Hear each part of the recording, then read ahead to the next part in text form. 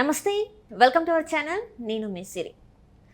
మన ఇంట్లో కానీ అంటే ఎక్కడైనా వేడుక చేసుకోవాలంటే ఖచ్చితంగా మనం ఒక బ్రాహ్మణుని అయితే కలిసి అంటే ఏ టైంలో చేసుకోవాలి, ఏ రోజైతే బాగుంటుందని అడిగి ప్రతి ఒక్క మన ఇంట్లో జరిగే ఒక శుభకార్యమే కావచ్చు, అది ఏదైనా కావచ్చు, వాళ్ళకు ఒక ప్రత్యేక స్థానము కల్పిస్తాం మన జీవితాలలో. కానీ ఇప్పుడు అలాంటి పురోహితుడిని అవమానిస్తున్నారు. అంటే ఒక పెళ్లి వేడుకలో ఒక పురోహితుడిని ఎంత అవమానించారంటే వాళ్ళ చేష్టలతోని, వెకిలి చేష్టలతోని చాలా అసలు అది చెప్పడానికి కూడా రాదు. అలా ఆ వెకిలి చేష్టలతోనే ఆయననైతే అవమానించారు. ఇప్పుడు ఆ వీడియో అయితే సోషల్ మీడియాలో తెగ వైరల్ అవుతుంది. అసలు ఎటుపోతుంది మన సమాజం? హిందూ సాంప్రదాయంలో పౌరహిత్యానికి, పురోహితుడికి ఎంతో విలువ ఉంది. కానీ ఈరోజు ఉన్న యువత ఎందుకు ఇలాంటి అంటే ఈ వెకిలి చేష్టలు చేస్తుంది ఏంటి? సో ఈ అంశాన్ని గురించి మాట్లాడడానికి మనతో పాటు ఉన్నారు ప్రముఖ సినీ క్రిటిక్ దాసరి విజ్ఞాన్ గారు.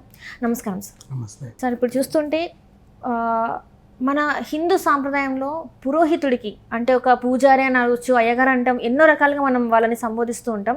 అయితే ఇక్కడ మాత్రం ఒక వీడియో మనకు సోషల్ మీడియాలో ఎంత వైరల్ అవుతుందంటే ఆ పెళ్లి వేడుక చేస్తున్న పురోహితుడి పైన షెట్లు విసిరేయడం, బూడిద జల్లడం, ఇంకా ఆయన తల మీద సంచి పెట్టేసి ఆయన మొహాన్ని కప్పేయడం, ఇలాంటి వెకిలి చేష్టలు చేస్తూ అంటే మన సాంప్రదాయాన్ని మనమే అవమానిస్తున్నామా అన్నట్టు అనిపిస్తుంది వాళ్ళ చేష్టల్ని చూస్తుంటే.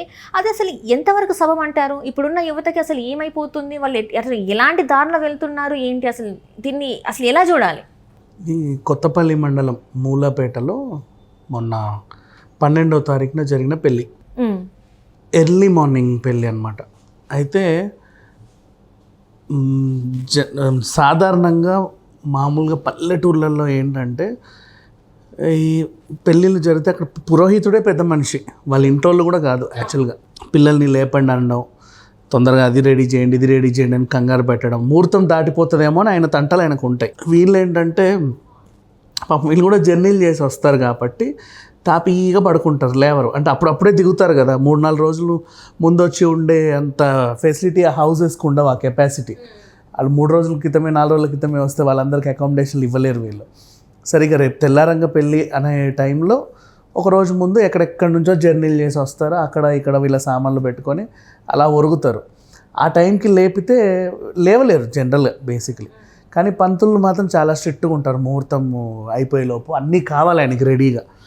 సో అలా అందరినీ హడావిడి చేస్తూ, పైగా కొంచెం సీనియర్ పంతులే ఈయన, బాగా హడావిడి చేస్తే అందరినీ అదుపులో ఉంచుకుంటూ టైం టు టైం అది ఇది చేస్తే అక్కడ ఉండే ఆకతాయిలు పిల్లలకి మండింది. అసలు వీడి వల్లే కదా మమ్మల్ని ఇంత పొద్దున్న లేపి ఇంత హడావిడి చేశారు మొత్తం, అసలు దానే ఆ పిల్లల గ్రూపు. అయితే పెళ్ళిళ్ళల్లో సరదాగా ఇప్పుడు బావమరుదులు కానీ లేకపోతే ఆడపడుచులు కానీ చిల్ల అల్లర్లు చేస్తూ ఉంటారు. అవి వేరు. అంటే అమ్మాయి తరఫున వాళ్ళ అబ్బాయి వాళ్ళకి, అబ్బాయి తరఫున వాళ్ళ అమ్మాయి వాళ్ళకి చేస్తూ ఉంటారు, అది వేరే విషయం. పురోహితుడిని టచ్ చేయరు ఎవరు, ఎందుకంటే ఆయన పెద్ద మనిషి. అక్కడ అసలు ఆ పెళ్ళి జరగడానికి కారణమే ఆయన, కర్త కర్మ క్రియ మొత్తం ఆయనే. ఆయన ఏది చెప్తే అక్కడ అదే జరుగుతుంది. అది అరుంధతి నక్షత్రం అది చూడండి అంటే అది చూడాలి, ఈ టైంకి అది చేయమంటే అదైనా, మమానం అంటే మమ అనాలి, నీ కర్మానం అంటే నీ కర్మ అనాలి. అంటే వాళ్ళకి తెలియదు, A to Z మొత్తం ఈయన కనుసన్నల్లోనే జరుగుతుంది. మనం చాలా జబర్దస్త్ కామెడీలు కూడా చూసాం, పురోహితులు ఏవేవో అనడం, సినిమాలలోనూ చూసాం చాలా కామెడీలు పక్కన పెడితే సీరియస్గా పెళ్ళిళ్ళు మాత్రం జరిగేటప్పుడు పురోహితుడిదే హవా. సో ఇప్పుడు ఆచల్ల సూర్యనారాయణ మూర్తి శర్మ అక్కడ చాలా సీనియరు. అయితే వీళ్ళందరికీ అసలు ఆయన వచ్చి పెళ్లి చేయడమే వీళ్ళ అదృష్టం అని చెప్పుకోవాలి. మేబీ ఆయనకు కూడా ఆ టైంకి ఖాళీ దొరకడం, ఉదయం పూట ముహూర్తం కావడం, ఏదో రకంగా ఒప్పుకున్నాడు. వాళ్ళ పెళ్ళి టైంకి వచ్చి ఇంకా మంత్రాలు చదవడం, ఇంకా ఆల్మోస్ట్ కాసేపట్లో తంతు జరగాలన్నీ. ఈ టైంలో ఏం చేశారంటే ఆయన సంచి ఉంటుంది కదా, ఆయన సామాన్లు తెచ్చుకున్న సంచి ఎవరు ఆకతాయిలకు దొరికింది, దాన్ని ఆట పట్టిద్దాం అనుకున్నారు. ఆయన సామాన్లన్నీ చెల్లాచెదరు, ఆయన దాంట్లో ఉండేవన్నీ కూడా. ఆయన ఏం చేశాడు, ఇక్కడ నుంచి మళ్ళీ గుడికి వెళ్ళాలేమో, దాంట్లో కొంచెం కుంకుమ అవి ఇవి ఏవో పెట్టుకుంటారు కదా పురోహితులకు, ఉండేటివి ఉంటాయి, చిన్న స్కార్ఫ్ లాంటివో లేకపోతే పంచలో సంథింగ్ వాళ్ళ సామాన్లు ఆయనకు ఉంటాయి. ఆయన విప్పేసిన షర్ట్ని కూడా అందులో పెట్టుకుంటాడు. అయితే వీళ్ళు ఏం చేశారంటే ఆయన తెచ్చుకున్న సంచి ఏదైతే ఉందో దాన్ని తీసుకెళ్ళి వెనక నుంచి ఆయన తల మీద పెట్టారు. అంటే జస్ట్ ఒక ఆట లాగా ఆడారు వాళ్ళంతా. ఆయనకి ఏదైనా మూసిపోయింది, ఏం జరుగుతుందో అర్థం కాల. ఆ తర్వాత అటు నుంచి ఒకడు ఏదో పసుపు వేసాడు, అటు తిరిగితే ఇటు నుంచి ఒకడు కుంకుమ వేసాడు. ఆయనకు మండింది, ఇంకేవేవో ఇసురుతున్నారు చేతిలో ఉన్నవన్నీ కూడా, ఆయన సామాన్లు ఆయన మీదకి ఇసురుతున్నారు. సర్లే అని కాసేపు అందరినీ గట్టిగా, అంటే ఆయనకి ఏంటంటే ముహూర్తం దాటిపోతుంది, అప్పటికి కూడా ఆయన అక్కడి నుంచి వెళ్ళిపోవచ్చు గట్టిగా అరిచేసి, నేను కానీ పెళ్ళి ఆపకూడదు, పాపం అది అపశకునం, అమ్మాయికి మంచిది కాదు. సో ఎందుకు వచ్చినా కూడా పీటల మీద పెళ్ళి అయిపోవడం అంటే అసలు అది మంచి విషయం కాదు కదా. సో అయినప్పటికీ కొంచెం సహనం, ఓర్పు అన్నీ చేసుకొని కూర్చున్నాడు. ఆ తర్వాత కాసేపటికి మళ్ళీ ఆయన స్కార్ఫ్ తీసి ఆయన మొహం మీదకి ఇసిరాడు ఇంకొక వైపు నుంచి. మళ్ళీ ఎక్కడి నుంచో ఆ కుంకుమ తీసి ఆయన వీపు అంతా రాశారు. అది కొంచెం బ్లడ్ లాగా కనబడుతుంది ఇంకో మనకి వీపు, కానీ అట్లా కాదు. సో బేసికలీ ఇది జరిగింది. అక్కడ ఆయన్ని అవమానించడమే అది. మీకు ఇష్టం లేకపోతే ఒకవేళ ఆయనతో చేయించుకోకండి పెళ్ళి. ఆయన కూడా వెళ్ళిపోవచ్చు. ఆయన ఎందుకు వెళ్ళిపోలేదంటే శాస్త్రం ప్రకారంగా, ధర్మం ప్రకారంగా నీతిగా ఒక పెళ్ళి జరిపించాలనుకున్నాడు. పాపం ఆడపిల్ల తరఫున, ఆడపిల్లల ఇంట్లోనే కదా పెళ్ళి జరిగేది. అక్కడ మళ్ళీ ఆగిపోతే బాగోదు. ఎక్కడి నుంచో అబ్బాయి వాళ్ళు వచ్చారు, మళ్ళీ ఇక్కడ నుంచి అమ్మాయి వాళ్ళ ఇంటికి వెళ్ళిపోతుంది. రకరకాల తంతు కార్యక్రమాలు బోల్డ్ అన్నీ ఉంటాయి. సో ఆయనకు నచ్చల. ఆయన చేతుల మీద ఎన్ని పెళ్ళిళ్ళు చేసి ఉంటాడు.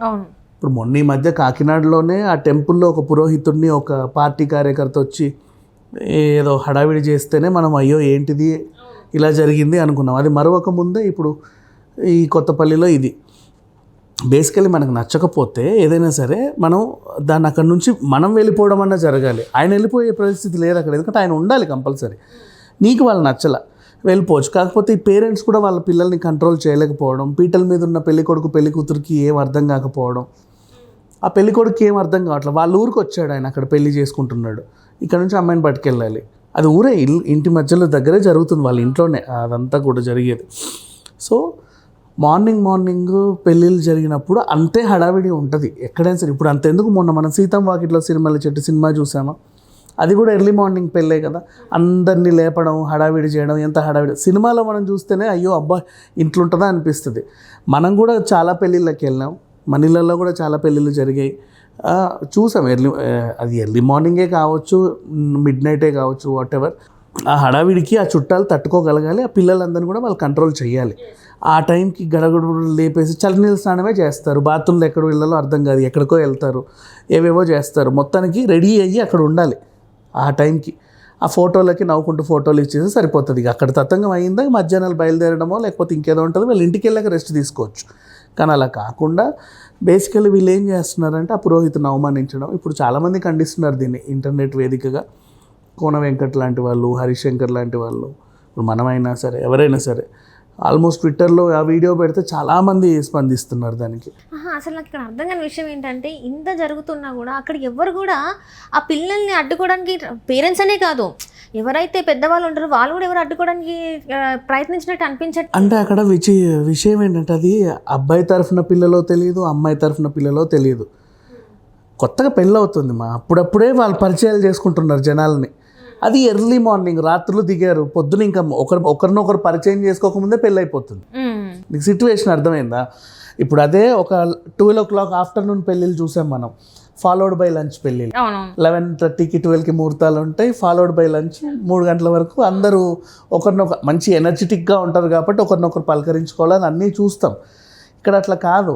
ఈ ఎర్లీ మార్నింగ్ పెళ్ళిళ్ళలో చాలామందికి ఏంటంటే సహనాలు దెబ్బతింటూ ఉంటాయి. అంటే అది తప్పే, అఫ్కోర్స్ అలా జరగకూడదు. కానీ అంటే ఎక్కడెక్కడి నుంచో రాత్రులు వస్తారు, వాళ్ళ సామాన్ ఎక్కడుందో కూడా వాళ్ళకి తెలియదు. అంటే మొహాలన్నీ ఎప్పుడు ఇంత చోటు దొరికితే అక్కడ పడుకుందామా అనే ఉంటుంది, అంత జర్నీలు చేసి వచ్చిన తర్వాత. సో పడుకుంటారు. ఆ నిద్రని పూర్తిగా అనుభవించక ముందే వాళ్ళని లేపేస్తారు. లేపిన తర్వాత అంటే వాళ్ళకి అలవాటు పడతారు. పెద్దవాళ్ళంటే ఓకే, వాళ్ళ పెళ్ళిళ్ళు జరిగినప్పుడు కూడా వాళ్ళు అనుభవించి ఉంటారు. ఈ పిల్లల్ని హడావిడిగా రెడీ చేయిస్తూ ఉంటే ఇంకా ఏంటి అది చేయండి అని ఉంటుంది కదా. వీళ్ళందరినీ వాళ్ళ మొహమాటాలు వాళ్ళని కంట్రోల్ చేయలేవు. ఏ మొహమాటాలు? గబుక్కునంటే ఎవరేమనుకుంటారో ఎవరు తెలియదు కదా. అబ్బాయి తరఫున చుట్టాలు ఉంటారు, అమ్మాయి తరఫున చుట్టాలు ఉంటారు. గబుక్కునంటే ఎవరేమనుకుంటారో అనే వీళ్ళకి భయం కొంచెం ఉంటుంది, ఆ హెజిటేషన్ ఉంటుంది. పంతులకు అవి ఉండవు కాబట్టి, అందరూ ఒకటే కాబట్టి అందరికి అది మాయిస్తాడు. సరిగ్గా చేయండి, అటెళ్ళండి ఇటెళ్ళండి, ఏమ్మా నువ్వు ఇంకా ఇది లేదా, ఇంకెప్పుడు రెడీ అవుతావు నువ్వు, త్వరగా అది తీసుకురండి ఇది తీసుకురండి, ఆ హడావిడంతా వీళ్ళు చేస్తారు. అప్పుడు ఇప్పుడు మనకి జనరల్గా ఏదైనా ఆఫీస్లో అందరినీ కంట్రోల్ చేసే మేనేజరే విలన్ అందరికీ. మన మేనేజర్ గారు వచ్చాడు రా అంటారు. స్కూల్ పిల్లలకి ప్రిన్సిపలే విలన్, కానీ వాళ్ళే కంట్రోల్ చేసే వాళ్ళు. యాక్చువల్గా యజమానులు ఎప్పుడు వాళ్ళకి విలన్లుగానే ఉంటారు, ఎందుకంటే వాళ్ళు పని చెప్తారు, స్ట్రిక్ట్గా ఉంటారు కాబట్టి. ఈ పెళ్ళిళ్ళలో కూడా ఉదయం జరిగే పెళ్ళిళ్ళలో ముఖ్యంగా పురోహితులే విలన్లు వాళ్ళకి. రైట్. అంటే ఆయన హడావిడి చెయ్యాలి ఖచ్చితంగా, ఎందుకంటే ఆ 4:15కి ముహూర్తం ఉంటే 4:15కి పెళ్ళి తాళి కట్టాలి అబ్బాయి మరి. సో ఆయన ఖచ్చితంగా అది నిర్వహిస్తూ ఉంటాడు. ఆయన వీళ్ళలాగా రాత్రి వచ్చి అక్కడ పడుకోడు. బేసికల్లీ పొద్దున్నే 2:30 గంటలకో లేకపోతే 3 గంటలకో టైంకి వచ్చి ఏంటి హడావిడి, ఇంకా అందరు ఇలాగే ఉన్నారంటే ముహూర్తం దాటిపోతుంది, అందరినీ హడావిడి చేస్తాడు. పెద్ద మనిషి కాబట్టి, పెద్దని కాబట్టి 10 పెళ్ళిళ్ళు చేశాడు కాబట్టి ఆయన చేతుల మీదుగా. గుళ్ళల్లో కూడా అంతే కదా, స్ట్రిక్ట్గానే ఉంటారు వాళ్ళు. అమ్మ నడు తొందరపో అని ఎందుకంటారంటే నీలాంటి వాళ్ళు ఇంకో 10 మంది వచ్చారు కాబట్టి వాళ్ళందరికీ నేను 3 గంటలకి తలుపులు మూస్తాం, ఇంకా 300 మంది ఉన్నారు, మరి అందరూ దర్శనం చేసుకోవాలంటే నేను తొందరగా నిన్ను కొంచెం స్ట్రిక్ట్గానే తొయ్యాలి. నువ్వు మాట వినావు, నువ్వు ఎంతసేపు దేవుడు అనుకుంటూనే ఉంటావు, చూసినంతసేపు నీకు చూడాలనిపిస్తుంది, ఎందుకంటే దూరం నుంచి గుడికి వచ్చావు కాబట్టి. వాళ్ళకి అందరికీ న్యాయం చేయాలి కాబట్టి వాళ్ళు తోస్తారు, కొంచెం స్ట్రిక్ట్గానే ఉంటారు.